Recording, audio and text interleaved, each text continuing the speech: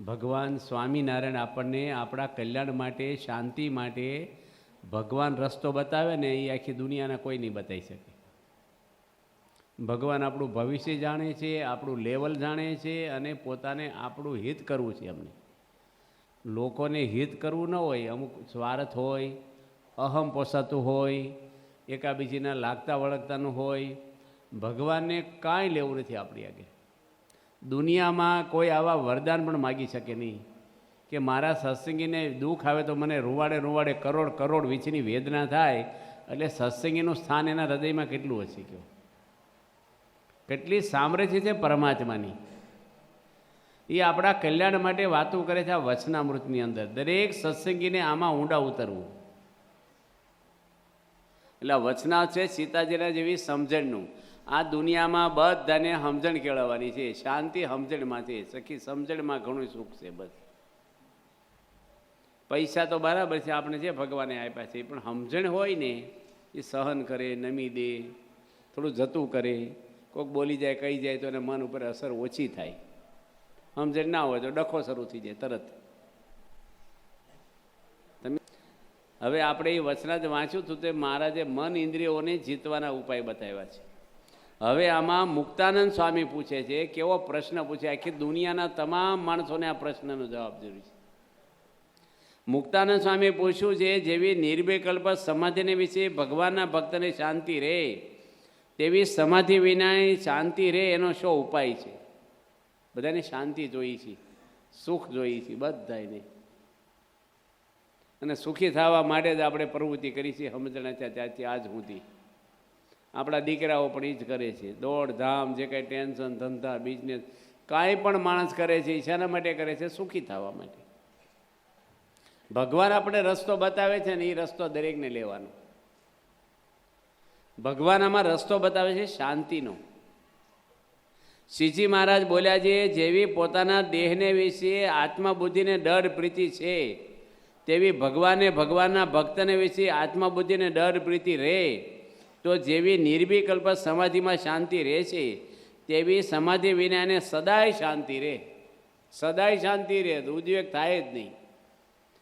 કેટલો હેલો ઉપાય બતાવ્યો છે. આમાં પૈસા નથી બતાવ્યા, નથી બુદ્ધિ, ભણતર કાંઈ બતાવ્યું છે. ભગવાનને એવું નથી કીધું શ્રીજી મહારાજે મારામાં આત્મબુદ્ધિ કરો. કોનામાં બતાવી? ભગવાનના ભક્તમાં. યોગીજી મહારાજને એટલો બધો મહિમા સત્સંગીનો.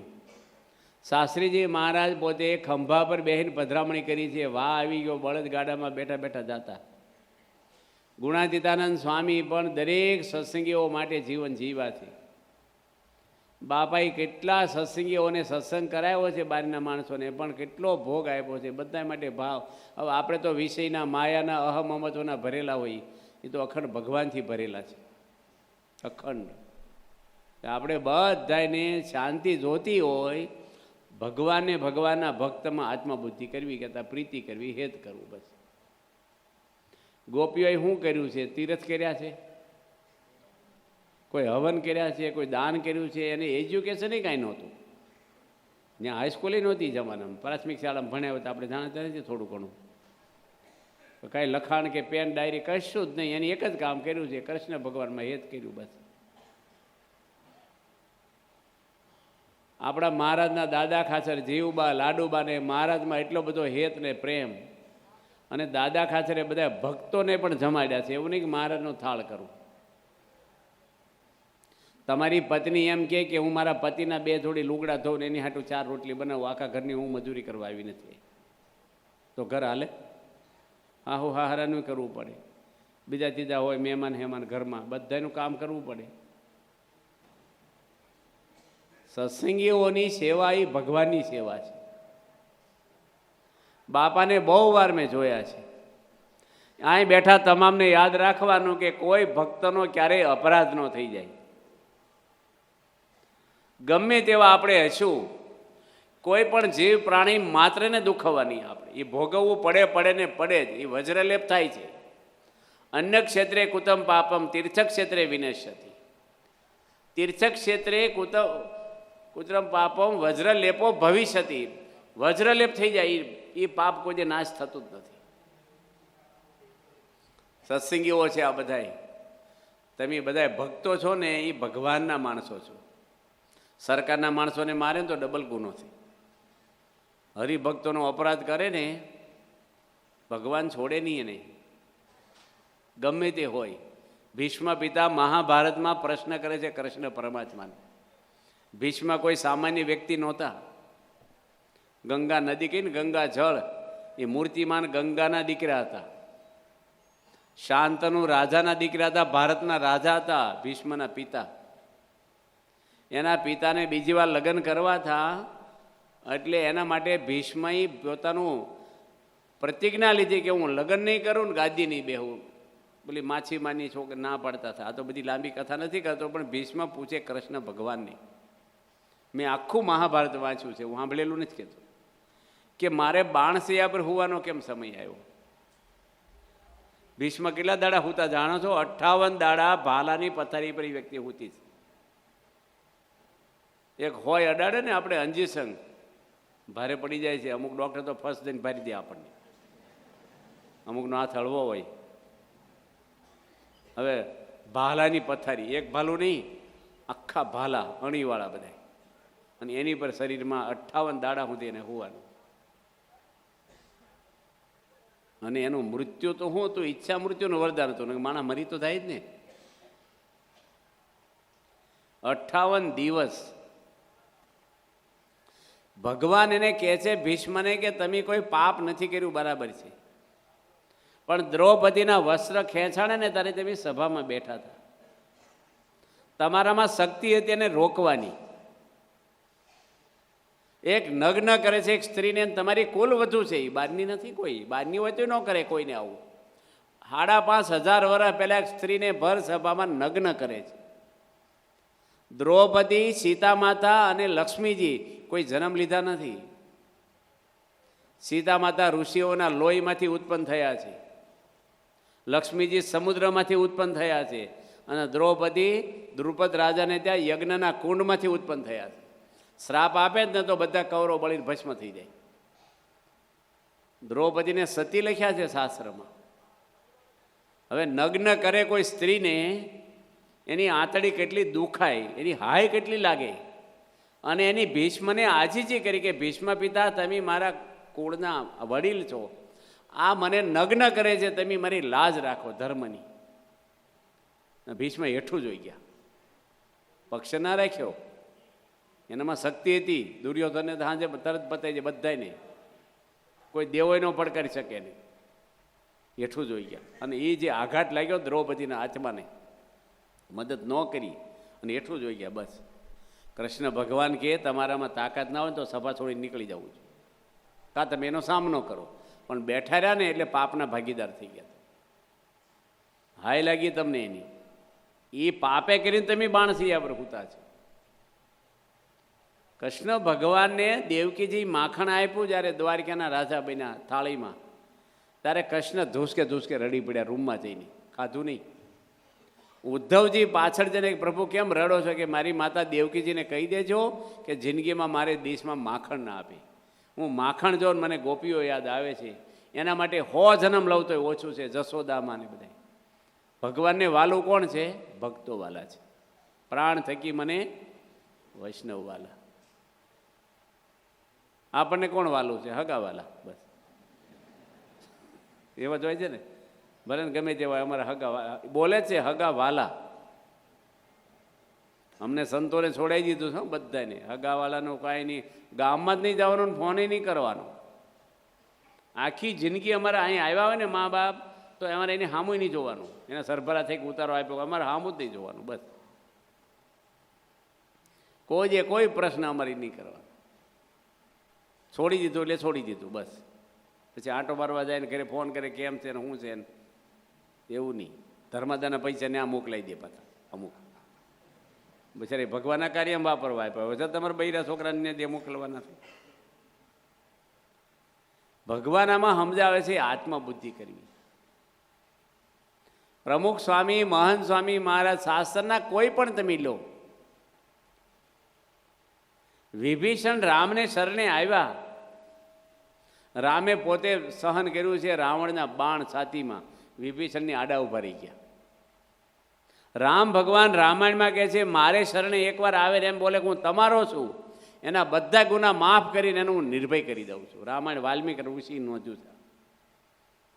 સબરીબાઈ ઉપર રામને કેટલો પ્રેમ, રામની હયાતીમાં એને ધામમાં મોકલી દીધા અને એના એઠા બોર પરમાત્મા જમ્યા છે.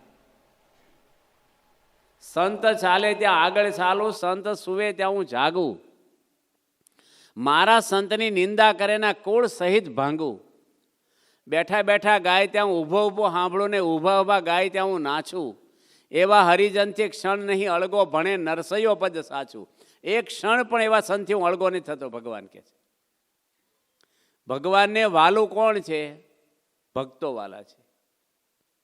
આપણે ભક્ત એવા છીએ, તે બધા સાચા ભક્તો છીએ, પણ કોઈના અભાવ લીધા આત્મબુદ્ધિ રાખવાની, દરેકમાં હેત રાખવાનું. તમારે જો તમારા જમાઈ જમવા આવે ઘરે, નવા નવા જમાઈનો મહિમા બહુ હોય, પછી જૂના થાય ને ત્યારે રૂટિંગમાં જમી લે, પણ તે દાડે થોડુંક મોભાથી રહેવું પડે. આઈટમ મને મુખવાસ, નેપકીનો, પાપડ ને ઢીકડું બધું કરવું પડે. હવે જમાઈની ભેગા 2 જણ ભેગા એના મિત્રો આવે જમવા, આપણે ફોન ન કર્યો કે હું લઈને આવું છું, અને આપણે એક પ્રશ્ન જમાઈને કરાય નહીં કે આને શું કામ લઈને આવ્યા. જમાઈને પાપડ આપો, પેલા બેને આપવો પડે, એને ખીચડીમાં ઘી રેડો, આને આપો, એને મુખવાસ નેપકીનો, જમાઈની જેટલી જ પાય રોટી એને દેવી પડે. જમાઈને કહેવાય આવા મફત લઈને આવવું નહીં, તમારે એકલા બોલાય? એ સંબંધનો મહિમા છે. સંતો જમવા આવે ને સોસાયટીના 2 હરિભક્તો આવી ગયા હોય તો ભેગા જમવા, અને કીધું નહોતું ને કેમ આવ્યા છે? ત્યારે પહેલાં ફોન કર્યો હતો 2 જણને, તેમ પ્રાણ પાથરી દઉં. યોગીજી મહારાજ કે આપણે બધાને આ મંદિર બાંધ્યું, અમે સાધુ થયા અને તમે હરિભક્તો થયા, બધાનું એક જ હેતુ છે કે મહારાજ આપણે અંતકાળે હાથ પકડવા આવે, આપણે અક્ષરધામમાં બેહાય. બીજો કોઈ હેતુ નથી. અહીંયા કંઈ હાર પહેરવા કે માન મોઢાપ કે આપણે કંઈ હોદ્દો ભોગવવો કે ફેસિલિટી, એના માટે આવ્યા જ નથી ને. એ તો અહીંયા માન અપમાની કોઈને ગણવાનું નહીં, હા, કોઈ નહીં. મહારાજે લખ્યું છે 58 વચન, ગરીબ સત્સંગીના દાસના દાસ થઈને રહેવું. પ્રથમના 58માં લખ્યું છે. કોઈ દાડો કોઈ ભક્તનો અપરાધ ના થઈ જવો જોઈએ. પ્રમુખ સ્વામી કેવી રીતે રહ્યા છે? ગુણેશ સ્વામી રહ્યા. શાસ્ત્રી મહારાજના વખતમાં આપણા કૃષ્ણજી અદા થઈ ગયા રાજકોટની અંદર, જે ગુણેશ સ્વામીના કૃપાપાત્ર હતા. યોગી મહારાજને જૂના મંદિરમાં યોગી બાપાએ દીક્ષા લીધેલી અને ત્યાં રહેતા, એને શાસ્ત્રી મહારાજ આગળ મોકલવામાં કૃષ્ણજી અદાનો ફાળો છે, એની સમજાવ્યા. એ કૃષ્ણજી અદા રાજકોટમાં રહેતા ને એના મિત્ર હતા હેમરાજભાઈ.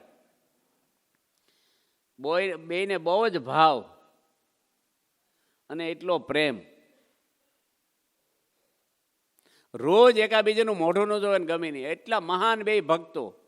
શાસ્ત્રીજી મહારાજ રાજકોટમાં રહેતા, 27 વર્ષની ઉંમર હતી એની, વડતાલ સંસ્થામાં હતા ત્યારે, અને બધાને કથા વાર્તા કરે, અક્ષર પુરુષોત્તમનું જ્ઞાનની વાત કરે, અને વિરોધ કર્યો રાજકોટમાં જૂના મંદિરમાં.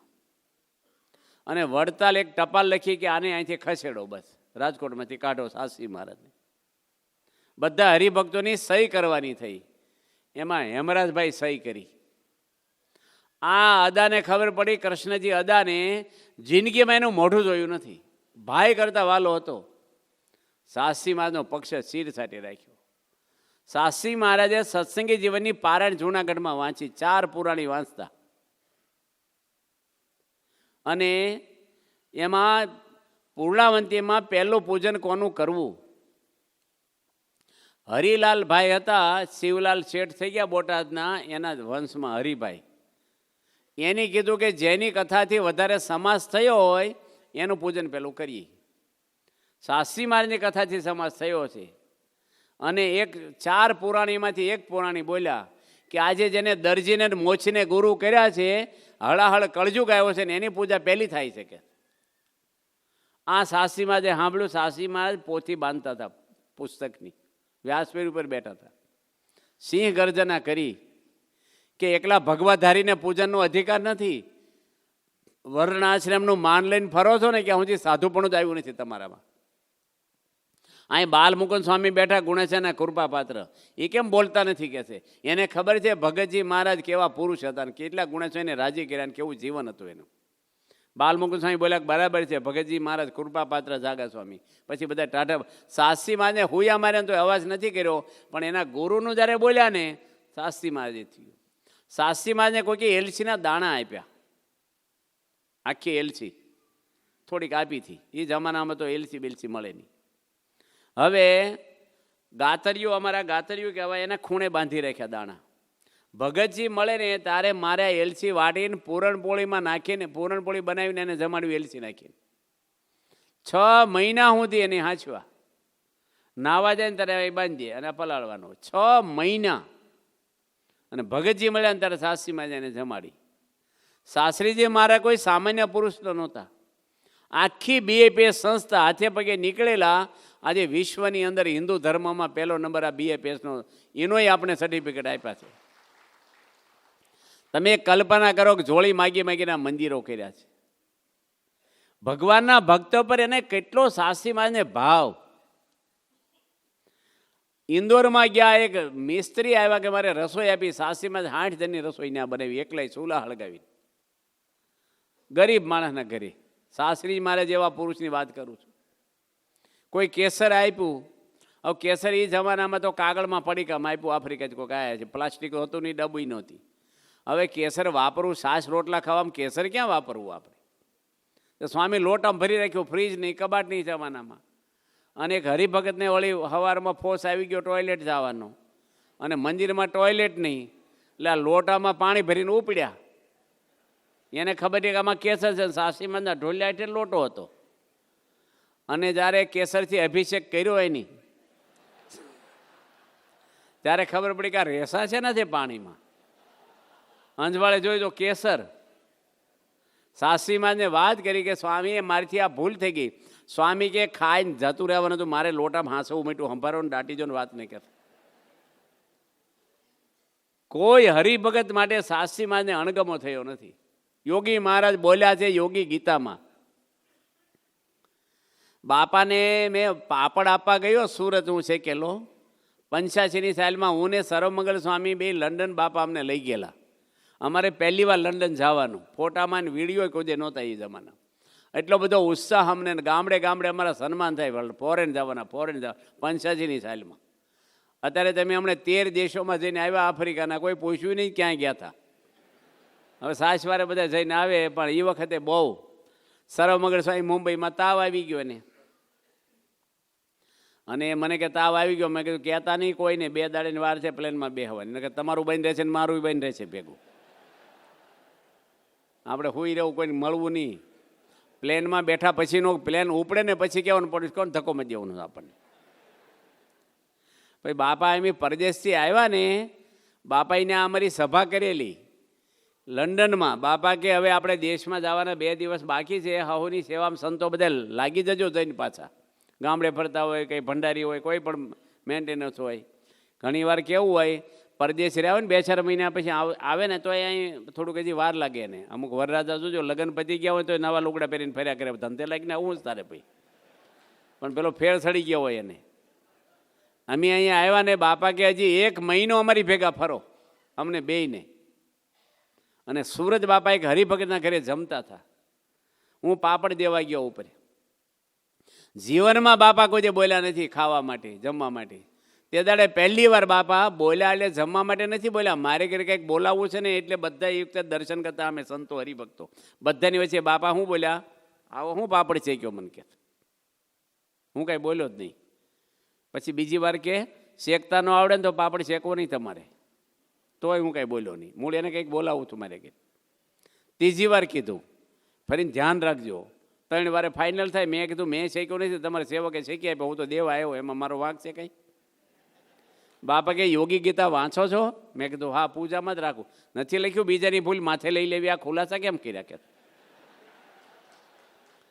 જો આપણે કેવું થાય છે, બુદ્ધિ ક્યાં વાપરે છે માણસ? ભૂલને ઢાંકવામાં, ભૂલને સુધારવામાં નહીં, કે મારી ભૂલ હું બુદ્ધિ વાપરીને સુધારું. સ્વામી બાપાને હરિભક્તો માટે મેં જોયું છે, પાઠ ઉત્સવમાં ગયા હોય, કાંઈ ન હોય, ઝીંઝાવદરમાં ગયા, કંકુ ચોખા કાંઈ નહીં, તો બાપા કે દાદા આવી ગયા. અમે કશું 20 ફૂટ બાય 20 ફૂટનું મંદિર. પ્રમુખ સ્વામી મહારાજ સૂતી મંદિરે હતા, અને એક કાઠિયાવાડના દાદા ધનજી દાદા ઝીંઝાવદર ગામના હાવ ગરીબ, ઠેલો લઈને આવેલા કપડાનો, 200 સંતો વચ્ચે પ્રમુખ સ્વામીને પગે લાગ્યા. મારી આંખે જોયેલો પ્રસંગ. બાપા કે દાદા ઉતારો થઈ ગયો તમારે? રૂપે એ એક ગરીબ માણસના હરિભગતને પગે લાગીને કે તમારે ઉતારો થઈ ગયો? એ કે ના, ઉતારો લેવા ગયો હતો, પણ ત્યાંથી કીધું ઉતારા ઓફિસમાંથી કે દર્શન કરી આવો પછી રૂમ ખોલી દઈશું તમને. પ્રમુખ સ્વામી એક શબ્દ બોલ્યા નથી. અને એમ 200 સંતો બાપાને જોડે જોડે ઉતારા ઓફિસે બાપા ઊભા રહ્યા. ઉતારા સંભાળવાવાળાને બોલાવ્યા. એક સંત હતા. સ્વામી ખાતરી કરે, પેલા દાદા ઉતારો લેવા આવ્યા હતા? કે હા બાપા આવ્યા હતા, કીધું છે દર્શન કરી આવો પછી રૂમ ખોલી દઈશું. સ્વામી કે નવી રૂમ બાંધવાના છો?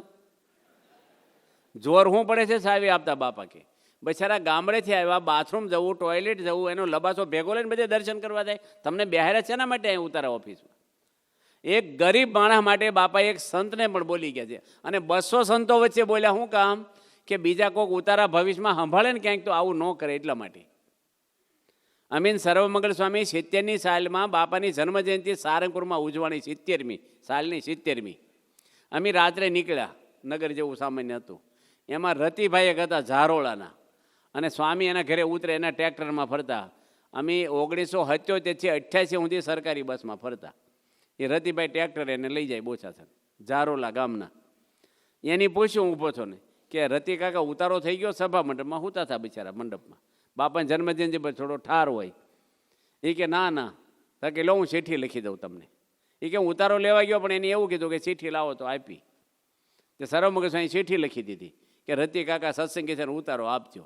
હવે લાઈન લાંબી હતી ઉતારા ઓફિસે. તે 20 મિનિટ લાઈનમાં ઊભા રહ્યા.